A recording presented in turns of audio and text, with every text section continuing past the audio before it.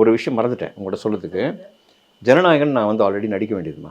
ஆமாம், பண்ணல. அது ஏன் சொல்கிறேன், ஜனநாயகன் நடிக்க வந்து டேட் கொடுத்துட்டாங்க, கேரக்டர் சொல்லிட்டாங்க, and everything is ready. I'm very happy. Vijay சாரோட லாஸ்ட் மூவியில் நம்ம இருக்கோம். அது ஒரு பயங்கர ஹாப்பினஸ். இன்னொரு அடிஷ்னல் ஹாப்பினஸ் வந்து ஹெச்பி வினோத் சாரோட டைரக்ஷன். நான் விடாமுயற்சியில் இருக்கும்போது அஜித் சார்கிட்ட சொல்கிறேன், சார் ஜனநாயகன், ஜனநாயகன் பண்ணுறீங்களா நீங்கள்? என் படமும் பண்ணுறீங்க, அவர் படமும். எஸ் சார் அப்படின்னு. Super super. உங்களுக்கு விஜய், ஆமாம் நீங்கள் கத்தி பண்ணீங்களா? கரெக்ட். ஹெச்பி வினோதோட நீங்கள் ஒர்க் பண்ணீங்களா அப்படின்னு அஜித் சார் கேட்டார். இல்லை சார், தான் ஃபர்ஸ்ட் பண்ணுறேன். குட், நல்ல டேரக்டர், பண்ணுங்க அப்படின்னாரு.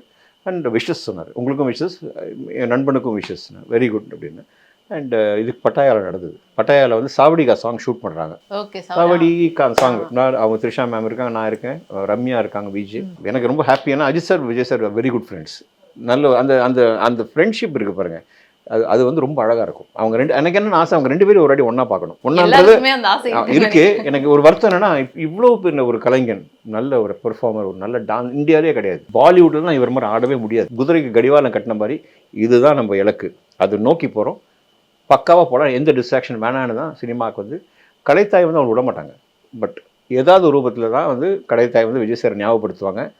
அதுதான் சஞ்சய், ஜேசன் சஞ்சய். ஓகே, அவருடைய விஜய் சார் அவர் வந்து பார்க்க போகிறோம். டெஃபினட்டாக அவர் வந்து ஆக்ட் பண்ணாருன்னா அப்படியே விஜய் சாரை பார்க்கலாம். பட் அவர் டைரக்ஷன் தான் இன்ட்ரெஸ்ட்னாங்க.